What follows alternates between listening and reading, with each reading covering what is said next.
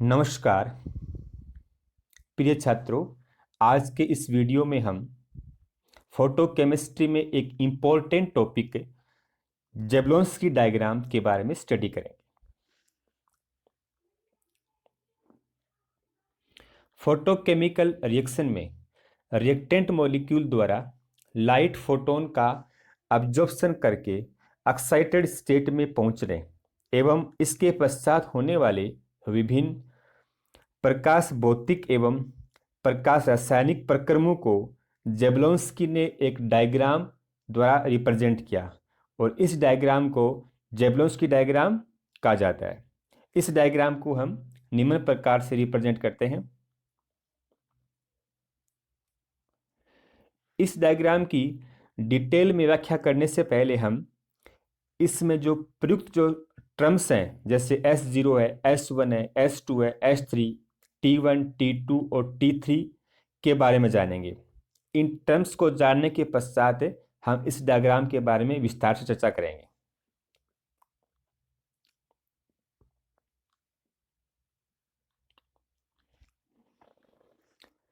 Most molecules have an even number of electrons, अर्थात अधिकांश अणु में इलेक्ट्रॉनों की संख्या सम होती, इवन होती है।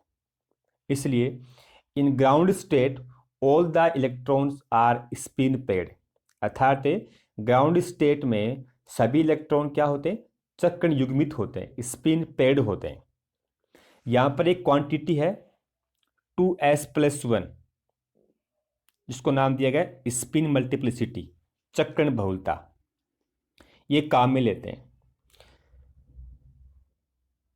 2s+1 में जो कैपिटल S है ये टोटल इलेक्ट्रॉन स्पिन को रिप्रेजेंट करता है, जो कि स्मॉल s1 एवं s2 का योग होता है। स्मॉल s1 एवं s2 स्पिन क्वांटम नंबर को रिप्रेजेंट करती है।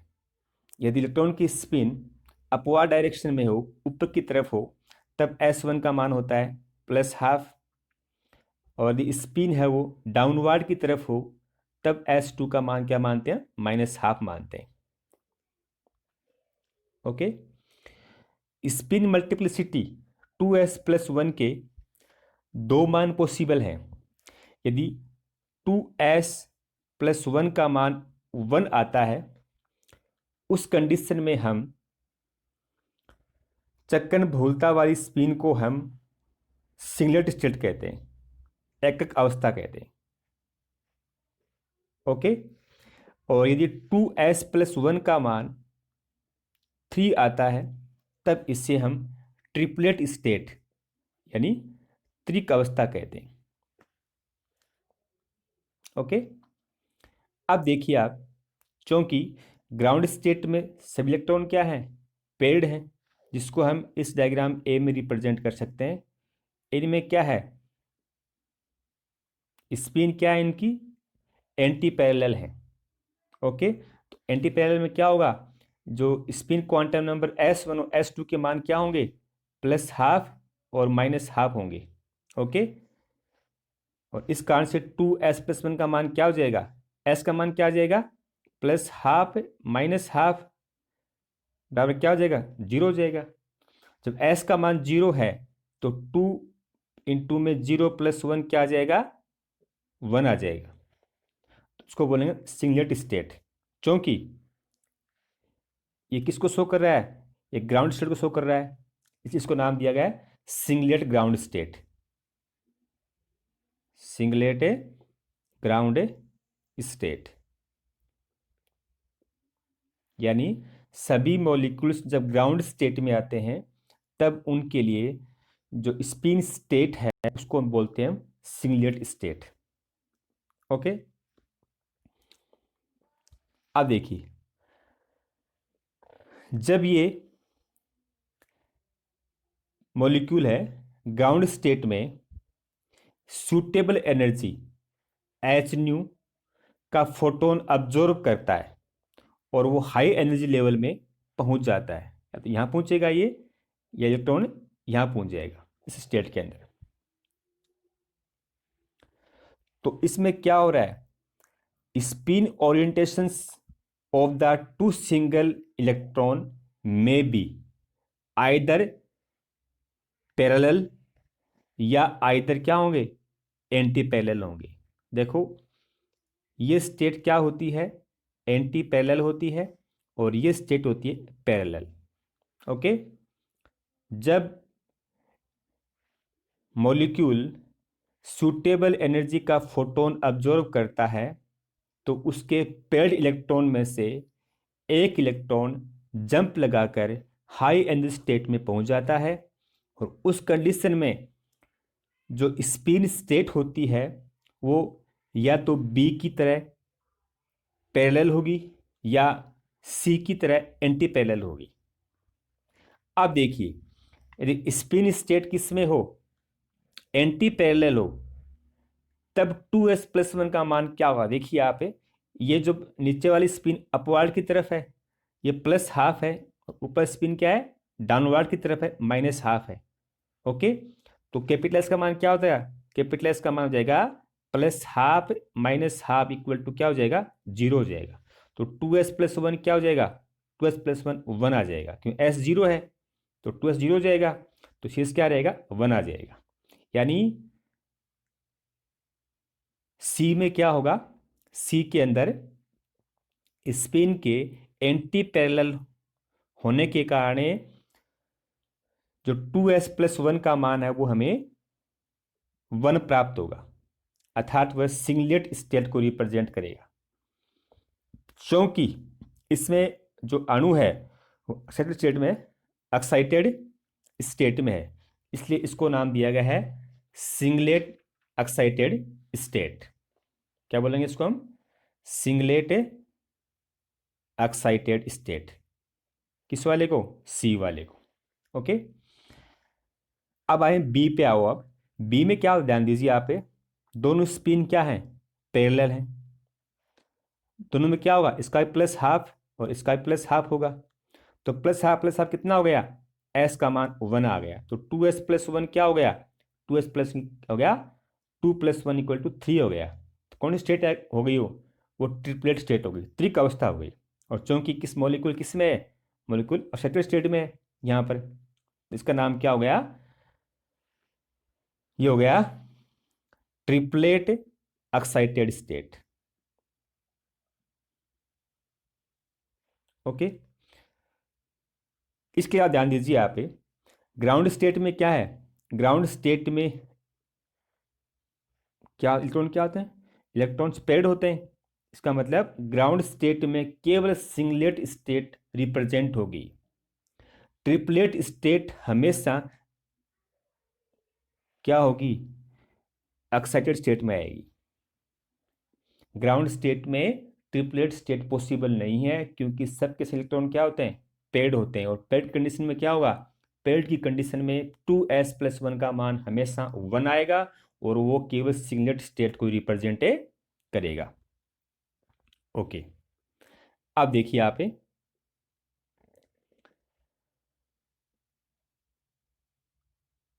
अब इस डायग्राम में आइए आप, इसमें देखिए यहाँ पे कि इसमें जो S0 है ये वाला, इसमें 0 जो है वो शो कर रहा है ग्राउंड स्टेट को, और ये है S मतलब सिंगलेट ग्राउंड स्टेट।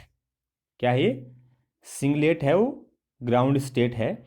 इसमें क्या हो रहा है, इसमें जब मॉलिक्यूल ने फोटॉन्स का अब्जॉर्प्शन किया तो अब्जॉर्प्शन यानी लाइट एनर्जी की मात्रा के आधार पर ग्राउंड स्टेट से इलेक्ट्रॉन्स जंप लगाएंगे कि कितनी एनर्जी इसको दिए, उसी के अनुसार वो है डिफरेंट एनर्जी स्टेट्स में, एनर्जी स्टेट्स क्या एनर्जी बढ़ रही है, स्टेट्स S1 S2 या S3 में वो जंप लगाएंगे, जितनी एनर्जी ज़्यादा होगी उतनी वो हाई एनर्जी लेवल में जाएंगे। ओके, S1 जो है वो शो कर रहा है फर्स्ट मतलब फर्स्ट सिंगलेट एक्साइटेड स्टेट को,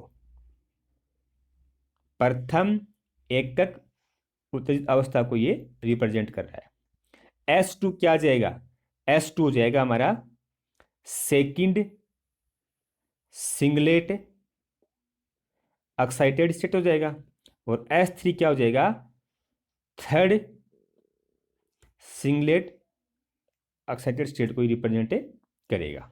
इसी प्रकार T1 क्या होगा, T1 हो जाएगा हमारा फर्स्ट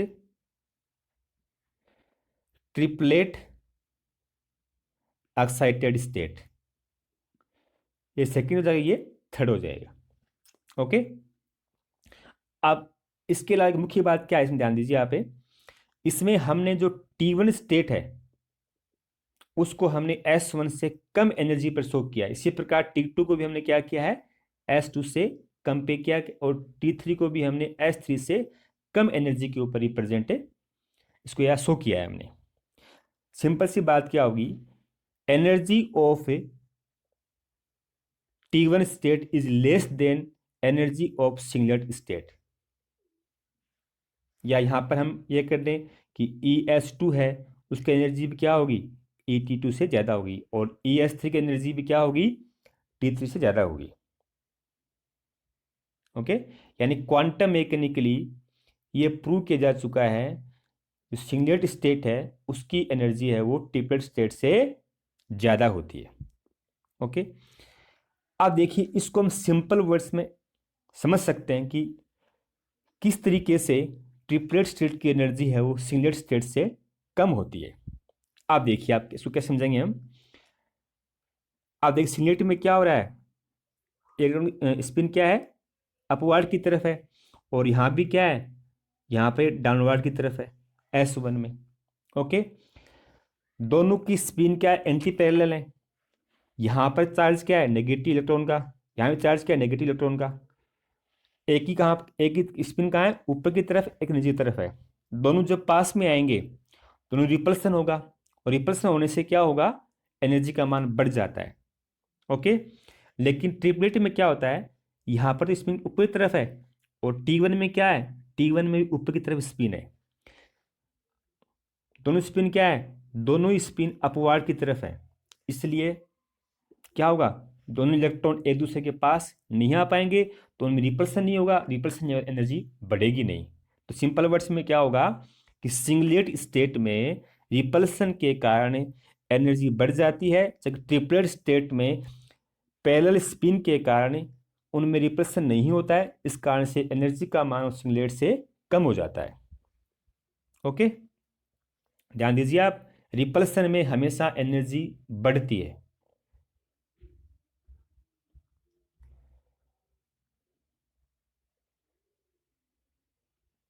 ओके, अब देखिए, जब कोई मॉलिक्यूल प्रकाश फोटोन का अब्जॉर्प्शन करता है तो वह ग्राउंड स्टेट, यानी उसकी मूल अवस्था है ना, उसको हम A0 द्वारा शो कर रहे हैं। ग्राउंड स्टेट A0 से एक्साइटेड स्टेट में पहुंच जाता है, तब इस एक्साइटेड स्टेट मॉलिक्यूल को हम सक्रियत अणु या एक्टिवेटेड मॉलिक्यूल कहते हैं। अर्थात A0 plus H new convert into excited या active molecule A star. A star क्या शो कर रहा है, हाई एनर्जी लेवल पर प्रेजेंट मॉलिक्यूल को रिप्रेजेंट कर रहा है, और ये जब हाई एनर्जी लेवल पर प्रेजेंट जो A स्टार मॉलिक्यूल या एक्टिव मॉलिक्यूल है, ये अपनी ऊर्जा को लॉस करके, अपनी ऊर्जा को उत्सर्जित करके, ऊर्जा को खर्च करके अपने जब मूल अवस्था में आता है, ग्राउंड स्टेट में आता है, तो निम्नलिखित 3 प्रक्रमों द्वारा ये अपनी ऊर्जा को खर्च करके अपनी ग्राउंड स्टेट में जाता है। वो स्टेट कौन कौन सी हैं, वो स्टेट हमारी हैं, 3 स्टेट हैं। पहली स्टेट है नॉन रेडिएटिव ट्रांजिशंस, विकिरण रहित संक्रमण। इसके 2 प्रकार हैं, पहला प्रकार है इंटरनल कन्वर्जन, आंतरिक रूपांतरण, और दूसरा प्रकार है इंटरसिस्टम क्रॉसिंग, ISC, अंततंत्र लंघन। दूसरा प्रकार हमारा इसमें है विकिरण युक्त संक्रमण, रेडिएटिव ट्रांजिशंस। इसके भी 2 प्रकार हैं, पहला है फ्लोरोसेंस प्रतिदीप्ति, और दूसरा है फोस्फोरेसेंस स्फुट दीप्ति।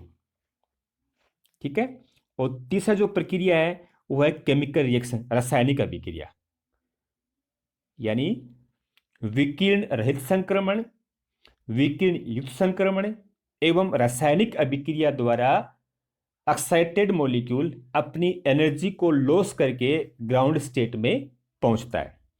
इनके बारे में हम वन बाय वन जेलोस्की डायग्राम में समझेंगे। तो पहला हमारा है विकिरण रहित संक्रमण,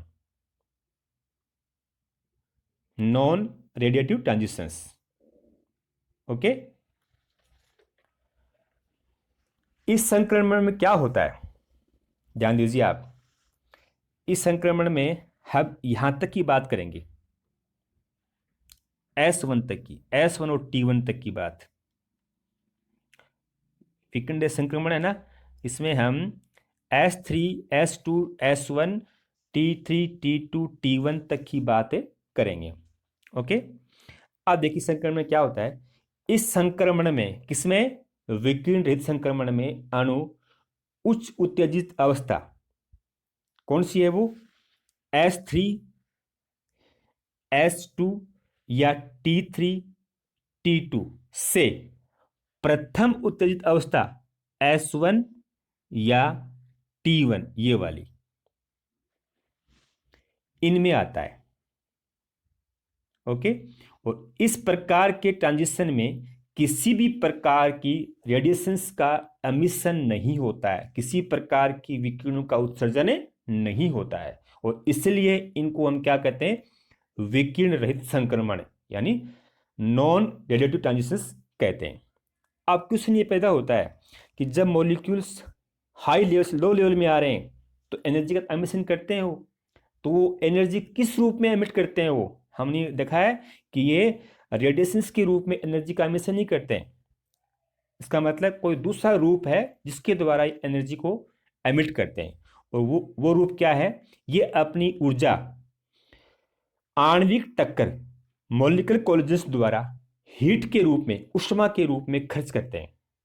यानी S3, S2 या T3, T2 से मॉलिक्यूल जब S1 या T1 में आता है तो वह अपनी ऊर्जा का उत्सर्जन विकिरण के रूप में नहीं कर आणविक टक्कर मॉलिक्यूलर कोलिजन द्वारा हीट के रूप में करता है।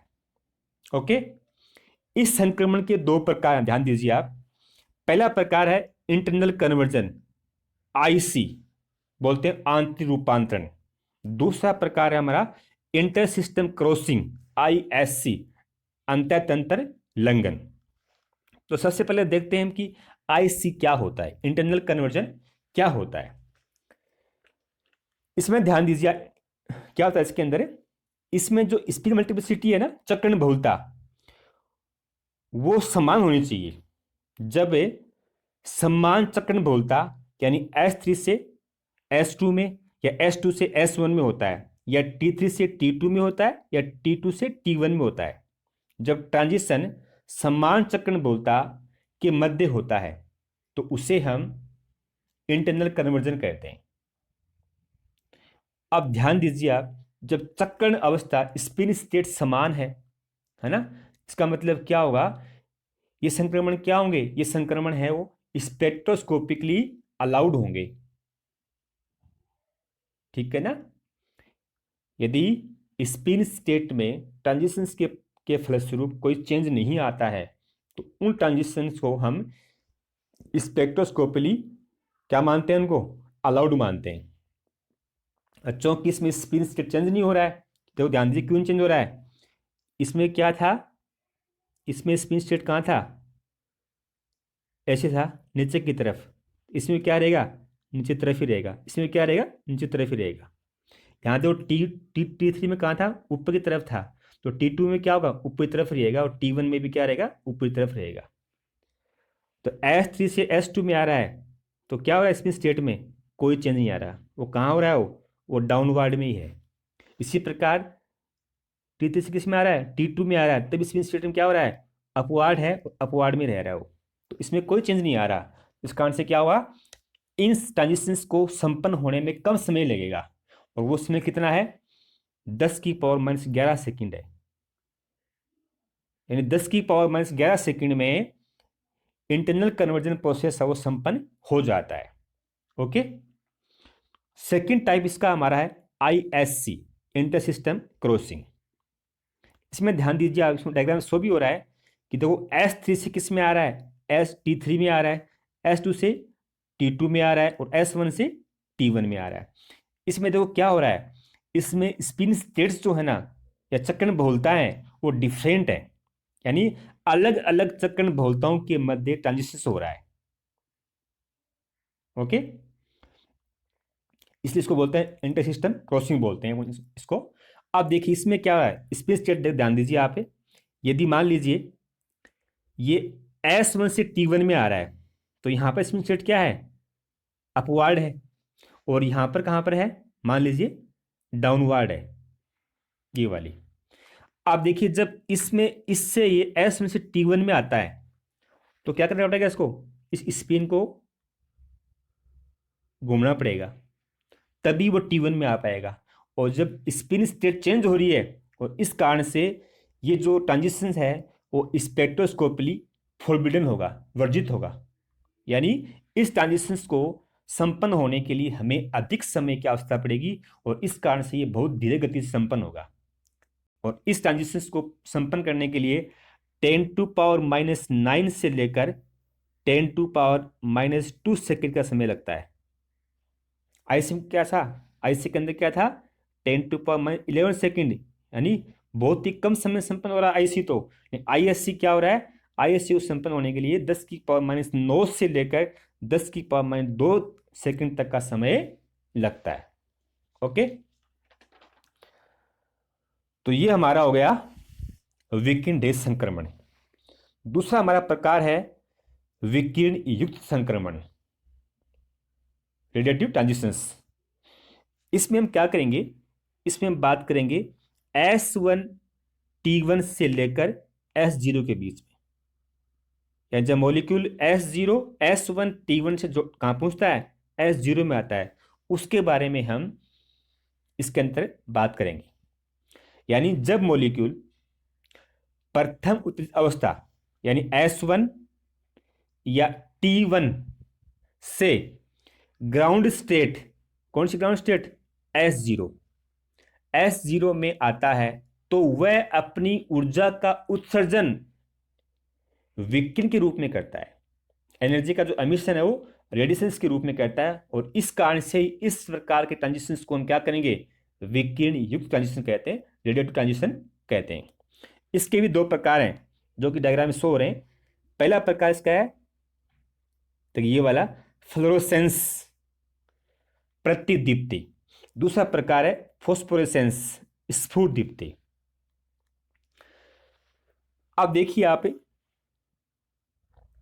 प्रतिदीप्ति में क्या हो रहा है, S1 से कहां आ रहा है मॉलिक्यूल, S0 में आ रहा है।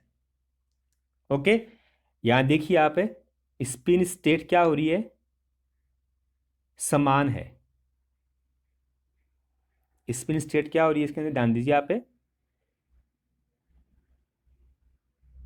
यहां से लेकर जब इसमें आ रहा है ग्राउंड स्टेट में तो स्पिन में क्या हो रहा है, इन्वर्जन नहीं हो रहा है, प्रतिपन्न नहीं हो रहा है, समान स्पिन स्टेट्स के बीच में ये ट्रांजिशन हो रहा है। और इस कारण से क्या होगा, ये स्पेक्ट्रोस्कोपिकली अलाउड होगा, अनुमत होगा, किसमें, फ्लोरोसेंस के अंदर, प्रतिदीप्ति के अंदर। ओके, और स्पिन इन्वर्जन नहीं हो रहा, प्रतिपन्न नहीं हो रहा, इस कारण से क्या फास्ट होगा, तो ये क्या करेगा, जो है ना फ्लोरोसेंस, वो 10⁻⁸ सेकंड के अंदर ये संपन्न हो जाएगा। S1 से S0 यानी प्रतिदीप्ति वाले प्रक्रम के लिए जो समय है वो 10⁻⁸ सेकंड लगता है। इसका जीवन काल कम है, अतः लाइट सोर्स को हटाने पर प्रतिदीप्ति की प्रक्रिया बंद हो जाती है। जैसे हमने क्या किया, लाइट का सोर्स हटाया और लाइट के सोर्स हटाते ही उस पदार्थ से प्रकाश विकिरणों का निकलना बंद हो जाएगा, स्टॉप हो जाएगा, क्योंकि इसका जीवन काल क्या है, इसका जीवन काल 10⁻⁸ सेकंड का ही है। दूसरा प्रकार हमारा है फोस्फोरेसेंस, स्फुट दीप्ति। इसमें दो क्या होता है, इसमें T1 से कहाँ रहा मॉलिक्यूल, S0 में आ रहा है, स्पिन स्टेट क्या हो रही है, चेंज हो रही है, और चेंज होने में क्या होगा, समय इसको अधिक लगेगा, और इस कारण से क्या होगा, ये अधिक टाइम लेगा और इस गति क्या होगी, इसकी गति भी क्या होगी, स्लो स्पीड से संपन्न होगा। और इसका जीवन काल जो पीरियड है वो कितना होता है इसका, 10⁻³ सेकेंड होता है। यानी T1 से S0 में आने के लिए मॉलिक्यूल को 10⁻³ सेकेंड का समय लगता है, जो अधिक है। और इस कारण से क्या होता है कि प्रकाश स्रोत के, लाइट सोर्स के बंद कर देने पर भी कुछ देर तक विकिरणों का या प्रकाश का उत्सर्जन होता रहता है, क्योंकि इसका समय कितना है, समय सबसे ज्यादा है, 10⁻³ सेकेंड है। तो सिंपल सी बात क्या होगी, फ्लोरेसेंस में क्या हुआ, फ्लोरेसेंस में S1 से S0 में मॉलिक्यूल आया, स्पिन स्टेट्स क्या है, समान है, इस कारण से इसकी स्पीड क्या होगी, फास्ट होगी, 10⁻8 सेकेंड में हो जाएगा संपन्न। और इस कारण से क्या होगा, लाइट सोर्स के हटते ही इस वाले केस में रेडिएशन का एमिशन रुक जाएगा, स्टॉप हो जाएगा। और फॉस्फोरेसेंस में क्या होगा, T1 से S0 में आ रहा है, इसमें स्पिन इन्वर्जन हो रहा है, और इस कारण से क्या हुआ है, स्पेक्ट्रोस्कोपी क्या होगा, फोरबिडन होगा, और इसको संपन्न होने में 10⁻³ सेकेंड समय लगेगा। और इस कारण से क्या होगा, फॉस्फोरेसेंस के वाले केस में क्या होगा, लाइट सोर्स को हटाने के कुछ समय पश्चात तक भी रेडिएशंस का या लाइट का एमिशन होता रहता है। ठीक है। तीसरा जो हमारा प्रकार होगा रासायनिक अभिक्रिया, केमिकल रिएक्शन, यानी केमिकल रिएक्शंस के द्वारा भी मॉलिक्यूल अपनी एनर्जी को एमिट करके ग्राउंड स्टेट में आ सकता है। अब ध्यान दीजिए आप, जब मॉलिक्यूल S1 स्टेट में है तो S1 से क्या आएगा, S0 में फास्टली आएगा, तीव्र गति से आएगा। लेकिन जब यदि मॉलिक्यूल T1 स्टेट में है, T1 से S0 में आने के लिए क्या लगेगा, उसको अधिक टाइम लगेगा, 10⁻³ सेकेंड लगेगा। यानी T1 स्टेट में मॉलिक्यूल काफी समय तक रुकेगा। ओके। और इस कारण से क्या होगा कि T1 स्टेट में मॉलिक्यूल द्वारा रासायनिक अभिक्रिया संपन्न करने की संभावना रहेगी। अर्थात यदि कोई मॉलिक्यूल T1 स्टेट में है तो वह रासायनिक अभिक्रिया द्वारा अपनी एनर्जी को लॉस करेगा और वह ग्राउंड स्टेट में पहुंच जाता है। ओके। इस प्रकार से हमने आज के इस वीडियो में ज़ेबेल्स डायग्राम क्या होता है और किस तरीके से मॉलिक्यूल हाई एनर्जी लेवल में पहुंचकर वापस अपनी ग्राउंड स्टेट में कैसे आता है, इसके विभिन्न प्रक्रम के बारे में जाना। Thank you.